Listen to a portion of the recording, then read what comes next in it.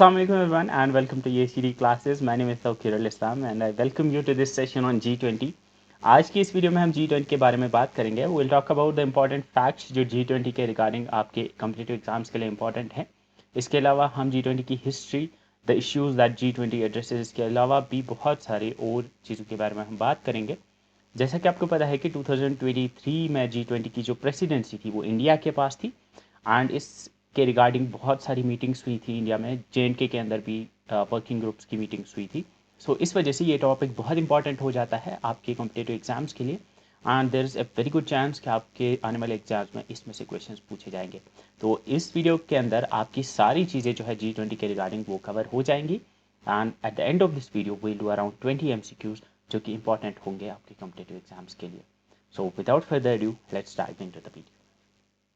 आपको हमारा कंटेंट अच्छा लगता है तो आप चैनल पे जाके हमारी दूसरी वीडियोस को चेक कर सकते हैं. मेरी जीएस की वीडियोस को आप चैनल के वीडियोस में जाके देख सकते हैं. इसके अलावा आप दूसरे प्लेलिस्ट में दूसरे सब्जेक्ट्स की वीडियोस को भी फ्री ऑफ कॉस्ट चेक कर सकते हैं.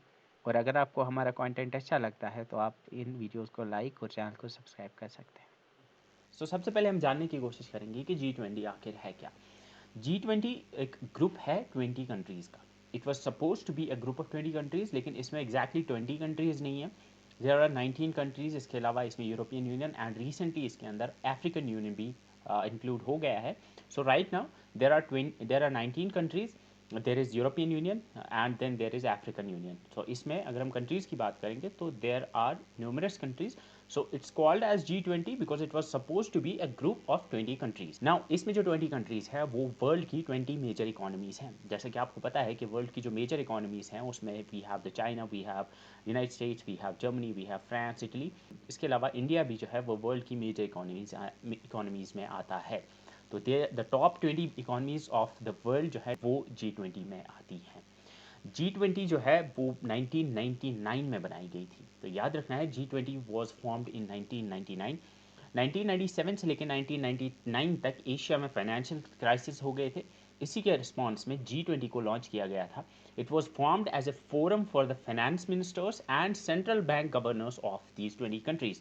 तो इन कंट्रीज़ के जो फाइनेंस मिनिस्टर्स और central bank governors, central bank जैसे इंडिया में we have the Reserve Bank of India, ऐसी हर कंट्री का एक सेंट्रल बैंक होता है और उस सेंट्रल बैंक का जो गवर्नर होता है तो उन गवर्नर्स और फाइनेंस मिनिस्टर्स के लिए ये एक फोरम बनाया गया था जिसका मकसद था इंटरनेशनल फाइनेंशियल स्टेबिलिटी को प्रमोट करना और उसके पॉलिसी इश्यूज़ को स्टडी करना और रिव्यू करना.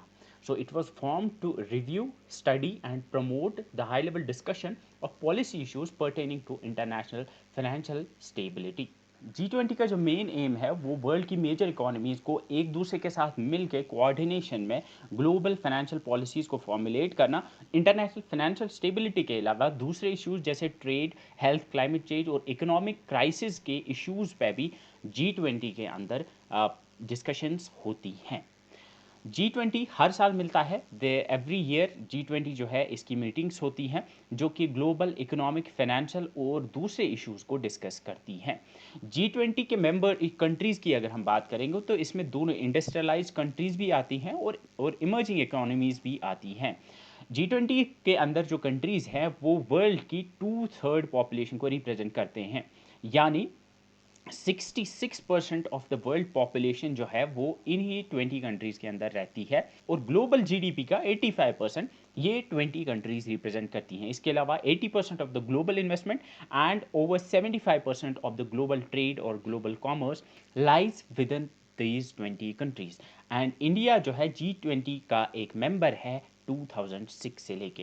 तो आपके कम्पिटेटिव एग्जाम्स के रिलेटेड आपको जो चीज़ें याद रखनी है वो है इसकी एस्टैब्लिशमेंट डेट 1999 जो एशियन फाइनेंशियल क्राइसिस के रिस्पॉन्स में बनाई गई थी. इसके अलावा आपको याद रखना है कि 2006 में से इंडिया जो है वो G20 का एक मेंबर है. अब G20 प्रेसिडेंसी की बात करते हैं. G20 जो है ये एक इनफॉर्मल ग्रुप है. इसका कोई हेडक्वार्टर नहीं है, इसकी कोई परमानेंट प्रेसिडेंसी नहीं है. जैसे आप बाकी वर्ल्ड ऑर्गेनाइजेशंस या फोरम्स को देखते हो, दे हैव हेडक्वार्टर.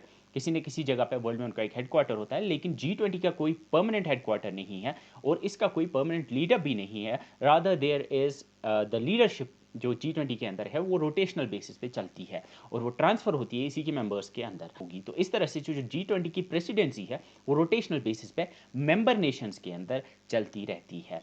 इसके अलावा as I already told you कि G20 के अंदर we have 19 countries, European Union and African Union. इसके अलावा जो होस्ट कंट्री होती है वो हर साल दूसरे नेशंस को भी एज गेस्ट बुला सकती है G20 के अंदर। जैसे कि हमने देखा कि इंडिया ने एज गेस्ट बांग्लादेश, यूएई जैसे कंट्रीज को इस साल एज गेस्ट नेशन चूज किया था और G20 में बुलाया था। G20 में ट्राइका का कॉन्सेप्ट होता है। What exactly is troika? Troika means three, a group of three. तो ट्राइका में तीन प्रेसिडेंसीज की बात होती है, that is previous, current and upcoming. तो जब हम G20 की बात करते हैं तो हम देखते हैं इसमें हम तीन प्रेसिडेंसीज को कंसिडर करते हैं। पिछली प्रेसिडेंसी कौन सी थी, या पिछली लीडर कंट्री कौन थी, करंट प्रेसिडेंसी कौन सी और नेक्स्ट प्रेसिडेंसी कौन सी है। अगर हम करंट ट्राइका की बात करेंगे, ट्राइका 2023, तो इसमें हम देखते हैं कि इससे पहले जो प्रेसिडेंसी थी वो इंडोनेशिया के पास थी, इस बार जो है वो इंडिया के पास है और नेक्स्ट जो है वो ब्राजील के पास होगी। तो ट्राइका 2023 में इंडिया के पास करंट प्रेसिडेंसी है, पिछली वाली प्रेसिडेंसी जो थी वो इंडोनेशिया के पास थी एंड इसके बाद वाली जो होगी वो ब्राज़ील के पास थी, जो ऑलरेडी हमने देखा कि न्यू दिल्ली समिट के अंदर प्राइम मिनिस्टर नरेंद्र मोदी ने ब्राज़ील के प्राइम मिनिस्टर को इसकी प्रेसिडेंसी जो है वो सौंप दी है। G20 जो है ये एक इनफॉर्मल ऑर्गेनाइजेशन है, जैसे मैंने ऑलरेडी आपको बताया, इसमें 19 कंट्रीज है, इसके अलावा इसमें यूरोपियन यूनियन भी है। इसके अलावा इसी 2023 G20 की समिट के अंदर हमने देखा कि इसमें अफ्रीकन यूनियन को भी ऐड किया गया है। तो इसके अलावा इन कंट्रीज के अलावा वर्ल्ड बैंक और International Monetary Fund, International Labour Organization के अलावा दूसरी इंटरनेशनल ऑर्गेनाइजेशंस भी इसका पार्ट हैं।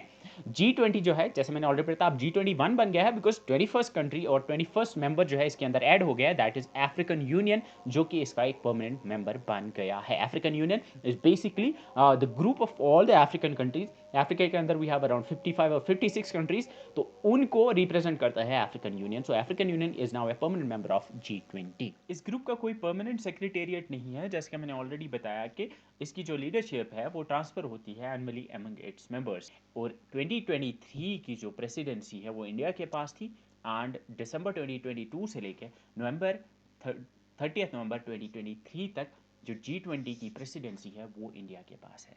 Now will talk about the countries that comprise the G20।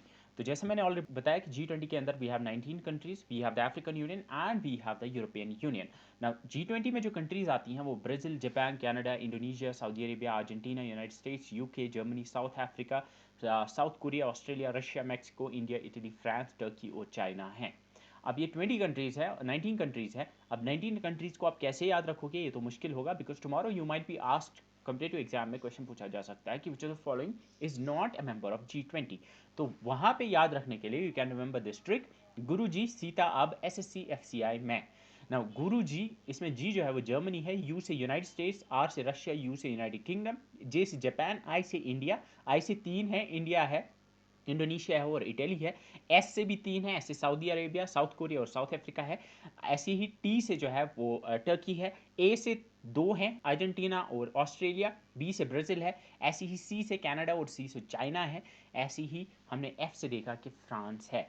ऐसे ही एम से मैक्सिको है। ऐसे ई से कोई कंट्री नहीं है, तो एम तक ही याद रखना है। ये सारी कंट्रीज आपके G20 में आती हैं। एंड यहाँ पे आपको एक जो बात याद रखनी है कि जब 2008 के अंदर ग्लोबल फाइनेंशियल कोलैप्स हुआ था, उसमें स्पेनिश इकोनॉमी भी केओस में आ गई थी, जिसकी वजह से जो स्पेन है वो 6 ईयर फाइनेंशियल क्राइसिस के अंदर चला गया था। तब से स्पेन जो है वो पार्टिसिपेट करता है लीडर समिट्स के अंदर। तो G20 में हमने देखा कि G20 में बहुत सारी मीटिंग्स होती हैं, लेकिन इसमें एक लीडर समिट होती है जो कि रिसेंटली न्यू दिल्ली में हुई थी, जिसमें इन मेंबर्स के जो प्राइम मिनिस्टर्स होते हैं वो पार्टिसिपेट करते हैं। तो जो लीडर समिट होती है G20 की हर साल, उसमें स्पेन भी पार्टिसिपेट करता है as a permanent non member invitee. ये आपको याद रखना है कि Spain is the permanent non member invitee in G20। अब यहाँ पे G20 की कंट्रीज में आपने ऑलरेडी G7 G8 के बारे में सुना होगा। तो G7 where in we have 7 countries, जिसमें Japan, United States, United Kingdom, Italy, Germany, France और कनाडा आते हैं। रशिया भी जब इसमें इंक्लूड करते हैं तो वो G8 बन जाता है। तो उसमें जब हम और 12 कंट्रीज को ऐड करते हैं तो वो G20 बनता है। तो these are the 3 conglomerates of countries जिसमें G20, G7 और G8 आते हैं। अब G20 की हिस्ट्री के बारे में हम थोड़ा सा जानने की कोशिश करेंगे। जैसा कि ऑलरेडी हमने देखा कि G20 को 1999 में एशियन फाइनेंशियल क्राइसिस के रेस्पॉन्स में बनाया गया था और इनिशियली ये फाइनेंस मिनिस्टर्स और सेंट्रल बैंक गवर्नर्स के फोरम के तौर पर बनाया गया था। इसकी जो फर्स्ट कॉन्फ्रेंस थी वो फाइनेंस मिनिस्टर्स और सेंट्रल बैंक गवर्नर्स की हुई थी, वो 1999 में हुई थी। 2008 फाइनेंशियल क्राइसिस के बाद G20 लीडर्स ने डिसाइड किया कि हर साल अब G20 लीडर्स जो हैं वो मिलेंगे और इस तरह से जो पहली G20 मीटिंग है 2008 के अंदर वॉशिंगटन डीसी यूएसए में हुई थी। तो द फर्स्ट G20 समिट जो है, फर्स्ट G20 समिट, वो वॉशिंगटन डीसी यूनाइटेड स्टेट्स के अंदर हुई 2008 के अंदर। G20 के जो मेजर ऑब्जेक्टिव्स हैं उनमें पहला ऑब्जेक्टिव है G20 मेंबर्स के बीच में ग्लोबल इकोनॉमिक स्टेबिलिटी और सस्टेनेबल ग्रोथ को अचीव करने के लिए पॉलिसी कोऑर्डिनेशन है। दूसरा ऑब्जेक्टिव है फाइनेंशियल रेगुलेशंस को प्रमोट करना और फाइनेंशियल क्राइसिस और रिस्क को रिड्यूस करना। And the third objective is to create a new international financial architecture. अब ये जो ऑब्जेक्टिव्स हैं ये शायद आपके जो ऑब्जेक्टिव टाइप क्वेश्चंस हैं उनमें नहीं पूछे जाएंगे, बट जो आपके केएस मेंस या आपके यूपीएससी मेंस हैं उसमें ये क्वेश्चंस जो है पूछे जा सकते हैं। अब हम G20 के वर्क्स की बात करेंगे, G20 काम कैसे करता है। तो G20 के जो वर्क्स होते हैं वो दो ट्रैक्स में हम स्प्लिट करते हैं। तो देयर आर दो तरह से G20 जो है वो काम करता है। First is the finance track. Finance track में G20 के जो फाइनेंस मिनिस्टर्स होते हैं और जो सेंट्रल बैंक गवर्नर्स होते हैं और उनके जो डेप्यूटीज होते हैं वो फाइनेंस ट्रैक में पार्टिसिपेट करते हैं। तो ये 2 बार मिलते हैं या इससे ज़्यादा बार भी मिल सकते हैं साल में। And they talk about the monetary and physical concerns. तो जो मॉनेटरी पैसे के रिगार्डिंग या जो फाइनेंस के रिगार्डिंग जो फाइनेंशियल इश्यूज है, फाइनेंशियल रूल्स के रिगार्डिंग जो इश्यूज हैं उनके बारे में ये सेंट्रल बैंक गवर्नर्स और फाइनेंस मिनिस्टर्स बात करते हैं। तो ये एक ट्रैक है जो कि फाइनेंस ट्रैक है जिसमें G20 काम करता है। द सेकंड ट्रैक जिसमें G20 काम करता है that's called as the sherpa track. ये इंपॉर्टेंट है, ये आप याद रखोगे। शेरपा ट्रैक मींस इसमें जो नॉन फाइनेंशियल एस्पेक्ट्स हैं जिसमें like political engagement, corruption, development, terrorism, energy etcetera के टॉपिक्स पे डिस्कशंस होती हैं और इनमें जो पार्टिसिपेट करते हैं उनको शेरपास कहते हैं। Sherpas are basically the representatives of countries. तो हर कंट्री का एक शेरपा होता है और वो शेरपा जो है वो पार्टिसिपेट करता है इन शेरपा मीटिंग्स के अंदर। एंड हर साल जो है कंट्री, जैसे मैंने ऑलरेडी बताया कि हर साल हर कंट्री को एक शेरपा रिप्रेजेंट करता है जो कि प्लान करता है, गाइड करता है और कंट्री को रिप्रेजेंट करता है इन दीज मीटिंग्स। इंडिया के 2023 के जो शेरपा थे उनका नाम है अमिताभ कंठ, जो कि नीति आयोग के सीईओ भी थे जिनके बारे में आपने सुना होगा। सो याद रखना है दैट अमिताभ कंठ is the Indian Sherpa for 2023।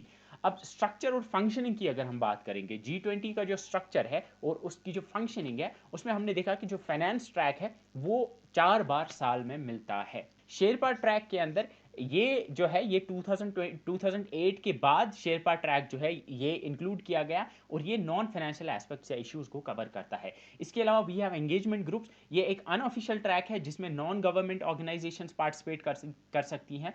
Her country से non government participants, non government organization जो है वो इन ग्रुप्स के अंदर, इन मीटिंग्स के अंदर पार्टिसिपेट कर सकते हैं। इसके अलावा हमने देखा G20 की जो प्रेसिडेंसी है वो साइकिल करती है हर साल एंड इसका कोई फिक्स्ड हेडक्वार्टर या सेक्रेटेरिएट नहीं है। जो 19 कंट्रीज हैं G20 के अंदर उनको 5 ग्रुप्स में डिवाइड किया गया है और हर ग्रुप में we have like no more than 4 countries. तो किसी भी ग्रुप में 4 कंट्रीज से ज़्यादा नहीं है और हर साल G20 का जो प्रेसिडेंट है वो डिफरेंट ग्रुप में से चूज किया जाता है या इलेक्ट किया जाता है। तो अगर हम इंडिया के ग्रुप की बात करेंगे तो इंडिया जो है वो ग्रुप 2 में लाई करता है जिसमें रशिया, साउथ अफ्रीका और टर्की इसके अलावा हैं। जैसा हमने ऑलरेडी देखा कि 4 से ज़्यादा कंट्री जो है किसी ग्रुप में नहीं हो सकते, तो इंडिया जो है रशिया, साउथ अफ्रीका और टर्की के साथ ग्रुप 2 में लाई करता है। Now, if you talk about the cooperation areas of G20, जैसा कि हमने देखा कि इन कंट्रीज के अलावा कुछ मेजर इंटरनेशनल ऑर्गेनाइजेशंस भी है जो पॉलिसी एडवाइस सपोर्ट प्रोवाइड करती है G20 मेंबर्स को। उनमें हमने देखा we have the financial stability board, we have the ILO, we have IMF, we have OECD that is organization for economic cooperation and development, United Nations, World Bank, World Trade Organization. ये सारी organizations जो है ये non government organizations है, international organizations है जो कि G20 country members को पॉलिसी सपोर्ट प्रोवाइड करती है। और जो G20 है वो इन नॉन गवर्नमेंट ऑर्गेनाइजेशंस के साथ रेगुलरली मीट्स करती हैं। अब यहाँ पे through out the year G20 के अंदर हमने देखा कि नॉन गवर्नमेंट ग्रुप्स भी होते हैं जो कि मीट करते हैं और उनमें भी हमें B20, C20, L20, T20 और Y20 के कॉन्सेप्ट मिलते हैं। तो B20 stands for the business 20, C20 stand for the civil society groups, L20 stands for the labour groups, T20 stands for the think tank groups and Y20 stands for the youth groups जो कि organise करते हैं different events and meetings जो कि इन ही G20 जो कि G20 के अंदर होते हैं। अब G20 किन किन इश्यूज को एड्रेस करता है, जैसे हमने देखा कि G20 जो है वो प्राइमरीली ग्लोबल फाइनेंशियल इश्यूज को एड्रेस करने के लिए बनाया गया था और इसका जो एजेंडा है उसको मेनली डोमिनेट करता है ग्लोबल इकोनॉमी, यानी जो मेन इशू जिस पे फोकस रहता है G20 का वो ग्लोबल इकोनॉमी ही है। लेकिन इसके अलावा भी बाकी इश्यूज पे G20 जो है वो जैसे हमने देखा जो नॉन फाइनेंशियल ट्रैक है, शेयर पर ट्रैक है, वहाँ पे नॉन फाइनेंशियल इश्यूज के ऊपर भी बात होती है। And we have like financial market, tax, trade, agriculture, employment, energy, fight against corruption, women's advancement in the workplace, sustainable development agenda 2030, climate change, global health और एंटी टेररिज्म जैसे topics के ऊपर भी बात होती है। इन इश्यूज को भी G20 एड्रेस करता है, लेकिन जो प्राइमरी फोकस है वो ग्लोबल इकोनॉमी पे ही है। अब G20 की प्रेसिडेंसी की अगर हम बात करेंगे तो G20 की प्रेसिडेंसी में हमने देखा जो प्रेसिडेंट कंट्री होती है, प्रिजाइडिंग कंट्री होती है, वो इसकी मीटिंग्स, इसके एजेंडा और इसकी वर्किंग्स को ऑर्गेनाइज करती है और जो प्रिजाइडिंग कंट्री होती है वही होस्ट करती है मीटिंग्स को। इसके अलावा जो G20 लीडर्स की समिट होती है उसको भी G20 प्रेसिडेंसी कंट्री ही, प्रिजाइडिंग कंट्री ही होल्ड करती है। इसके अलावा जो भी लॉजिस्टिक्स होते हैं उनके चार्जेस या इसके अलावा जो भी ह्यूमन या मटीरियल रिसोर्सेज चाहिए होते हैं इन मीटिंग्स को कराने के लिए वो G20 प्रिजाइडिंग कंट्री प्रोवाइड करती है। इसके अलावा जो गेस्ट कंट्रीज को इनविटेशंस भेजना या कौन सी कंट्री गेस्ट कंट्री होगी ये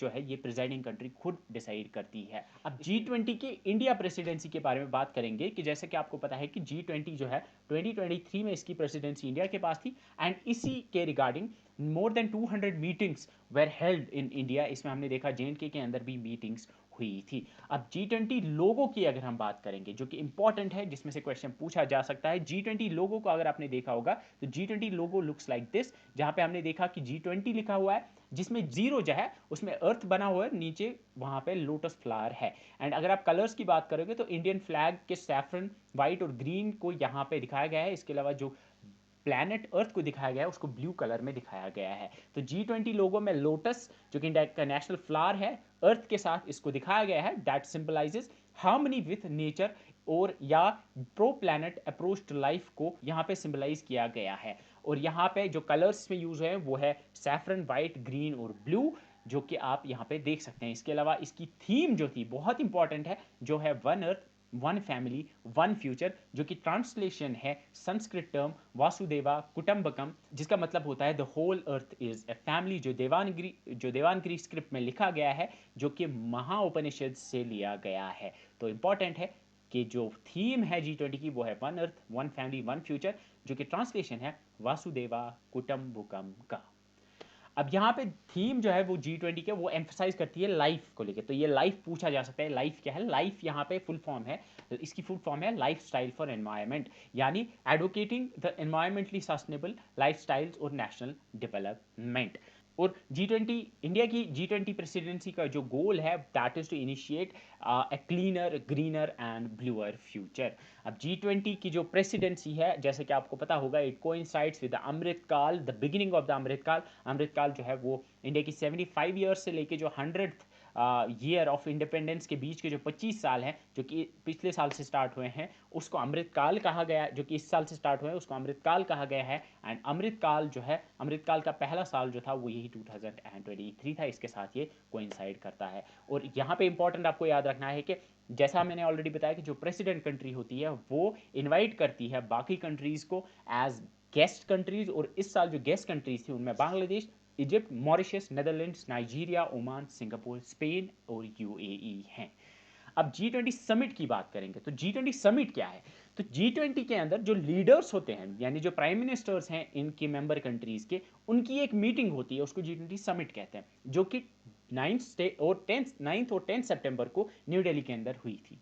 तो G20 समिट जो है वो न्यू दिल्ली में हुई एंड वो 9th और 10th सितंबर को हुई थी। एंड यहाँ पे हमने देखा कि ये 18th मीटिंग थी, याद रखना, this was the 18th G20 summit, जो कि भारत मंडपम नाम के international exhibition cum convention centre New Delhi के अंदर हुआ था। तो where was the G20 summit 2023 held? It was held at Bharat Mandapam, जो कि एक एग्जीबिशन, एक कन्वेंशन सेंटर है न्यू दिल्ली के अंदर। अब ये पहली बार हो रहा था कि इंडिया या साउथ एशिया की किसी कंट्री के अंदर G20 की समिट जो है वो होल्ड की जा रही है। G20 के अंदर जितनी भी मिनिस्टीरियल या वर्किंग ग्रुप्स की या एंगेजमेंट ग्रुप्स की मीटिंग्स होती है, फाइनल में at the end of the year leaders summit होती है, जो कि यही G20 समिट होती है। तो G20 समिट के साथ ही G20 की जो प्रेसिडेंसी का जो साल होता है वो खत्म होता है, and at the end of this summit जो प्रेसिडेंसी होती है वो ट्रांसफर की जाती है दूसरी कंट्री को। और यहाँ पे चूंकि प्रेसिडेंसी इंडिया के पास थी, तो इस समिट के जो चेयरमैन थे वो प्राइम मिनिस्टर नरेंद्र मोदी थे, एंड इसका जो एजेंडा था that was global economy, crypto currency और इसके रिलेटेड दूसरे इश्यूज। G20 समिट जो है, इसके दौरान हमने देखा न्यू दिल्ली डिक्लेरेशन पास हुआ। ये आपको याद रखना है, न्यू दिल्ली डिक्लेरेशन जो है ये G20 समिट 2023 के अंदर पास हुआ। And at the end of this summit prime minister Narendra Modi ने गैवल, गैवल कहते हैं जो कोर्ट में नहीं होता, जिसे कहता है ऑर्डर, ऑर्डर, वो छोटा सा हैमर होता है लकड़ी का, उसको गैवल कहते हैं। वो गैवल जो है वो पास किया, जो कि सिंबलाइज करता है प्रेसिडेंसी को पास करने का। अब नेक्स्ट प्रेसिडेंसी हमने जो ट्रॉइका पढ़ा था, ट्रॉइका में हमने देखा कि नेक्स्ट जो है, नेक्स्ट प्रेसिडेंसी जो है वो ब्राजील के पास होगी। तो इसलिए प्राइम मिनिस्टर नरेंद्र मोदी ने president of Brazil Lula da Silva को ये गैवल पास करके प्रेसिडेंसी को ट्रांसफर किया है फॉर द G20 समिट 2024, जो कि 10 सितंबर को हुआ था। अब इसके बाद अगर हम की आउटकम्स की बात करेंगे दिल्ली डिक्लेरेशन की, तो न्यू दिल्ली डिक्लेरेशन जो कि इस समिट के दौरान पास हुआ था, उसमें हम इसकी मेजर थीम्स जो थी वो inclusive and sustainable growth, accelerating sustainable development goals, green development pact, multilateral institute for 21st century, international taxation, gender equality और फाइनेंशियल सेक्टर इशूज के रिलेटेड थे। अब ये पार्ट आपके जो आपके MCQ बेस्ड एग्जाम्स के लिए तो इंपॉर्टेंट नहीं है, but it would be asked in your mains examinations. अब G20 समिट 2022 के बारे में अगर हम बात करेंगे, तो 2022 में जो है प्रेसिडेंसी जो थी वो इंडोनेशिया के पास थी, एंड जो 2022 की जो समिट थी वो 15 नवंबर को हुई थी, वो बाली के अंदर हुई थी। बाली एक प्रोविंस है इंडोनेशिया के अंदर, तो बाली समिट जिसको कहा जाता है। तो याद रखना है 2022 के अंदर जो समिट था वो बाली में होता, एंड 2023 के अंदर न्यू दिल्ली के अंदर हुआ था, प्रगति मैदान के अंदर। अब हम क्वेश्चंस के ऊपर आते हैं, the most important part that is the questions regarding the G20। अब G20 में पहला क्वेश्चन है, when was G20 established? Basic सा क्वेश्चन है, G20 वाज एस्टैब्लिश्ड इन 1999। आसान सा क्वेश्चन है, ये आपको ऑलरेडी पता होगा। विच of the following statements is not correct regarding G20? अब यहाँ पे 4 स्टेटमेंट्स हैं, इनमें से आपको बताना है कौन सा गलत है। Now the G20 summits are attended by finance ministers, central bank governors of member countries only. Yes, जो समिट होता है इसमें सिर्फ मेंबर कंट्रीज के फाइनेंस मिनिस्टर्स और bank central bank governors participate कर सकते हैं। बाकी जो मीटिंग्स होती हैं उसमें जो गेस्ट नेशंस हैं या जो बाकी ऑर्गेनाइजेशन उनके मेंबर, उनके जो ऑफिशियल्स हैं वो भी पार्टिसिपेट कर सकते हैं। इंडिया ने इससे पहले कभी G20 समिट नहीं किया था होस्ट, ये भी करेक्ट है। Its main aim is to eliminate poverty from the world, गलत है। इसका मेन एम तो ग्लोबल फाइनेंशियल स्टेबिलिटी को इंश्योर कराना है। Its meetings are held annually, ये भी करेक्ट है। तो ऑप्शन सी इज यहाँ पे करेक्ट है, क्योंकि ऑप्शन सी इनमें से गलत है, बाकी सारे जो है वो करेक्ट हैं। क्योंकि यहाँ पे हमने देखा मेन एम जो है वो ग्लोबल फाइनेंशियल स्टेबिलिटी को प्रमोट करना और सस्टेनेबल डेवलपमेंट को प्रमोट करना है। Next question is, which of the following cities is organizing the G20 summit 2023? तो G20 समिट ये ऑलरेडी हो चुका है। ये कहाँ पे हुआ? ब्रिस्बेन में हुआ नहीं, ओसाका में नहीं, अंटालिया में नहीं, it was held in India, जो कि यहाँ पे तो लिखा था सिटी, तो it should have been New Delhi actually, तो यहाँ पे न्यू दिल्ली में ही हुआ था, ये आपको याद रखना है। इसके बाद जो क्वेश्चन है that is what is the theme of G20 summit happening in India? इसकी थीम क्या थी? Shaping an interconnected world, fighting poverty with rigidity, one earth one family one future, making the world together. तो इसमें से you can see one earth one family one future is the correct option, जो कि हमने already देखा, वासुदेवा कुटुंबकम। तो ये जो है इसकी संस्कृत ट्रांसलेशन, इसकी ट्रांसलेशन है इस संस्कृत फेज की। Next question is, which of the following is not the member of G20? अब ये क्वेश्चन है, you can see Indonesia, Singapore, Mexico and Turkey. अगर आपको याद होगा, मैंने जो आपको याद कराया था, जो ट्रिक भी मैंने याद कराई थी, उसमें हमने देखा इंडोनेशिया भी था। आई से इंडोनेशिया, इटली और इंडिया आते थे, एम से मैक्सिको था और टी से टर्की था, लेकिन एस वहाँ पे हमने देखा एस से साउथ कोरिया, साउथ अफ्रीका और सऊदी अरेबिया थे। सिंगापुर उसमें नहीं आता है, तो Singapore is not a member of G20। तो सिंगापुर नहीं है G20 का पार्ट। इसके बाद which of following is not correct regarding the G20। Next question same है, इनमें से कौन सा करेक्ट नहीं है। In the meetings of G20 the EU European union is represented by the European commission and by the European central bank. The G20 economies account for the 85% of the global GDP। इसके बाद the G20 economies account to the 80% of the world trade and the G20 economies account for the 40% of the world population। तो ये basic सा question है, easy question है। अगर आपको पहले 3 का पता भी नहीं होगा, लेकिन चौथा आपने देख लिया होगा कि फोर्थ वन गलत है, क्योंकि 40% नहीं बल्कि वर्ल्ड की 2/3 पॉपुलेशन यानी 66% पॉपुलेशन जो है वो G20 कंट्रीज के अंदर रहती है। तो यहाँ पे इंपॉर्टेंट आप याद रखना कि यूरोपियन यूनियन, चूंकि उसमें एक से ज़्यादा कंट्रीज आती हैं, तो उसको रिप्रेजेंट करता है यूरोपियन कमीशन और यूरोपियन सेंट्रल बैंक।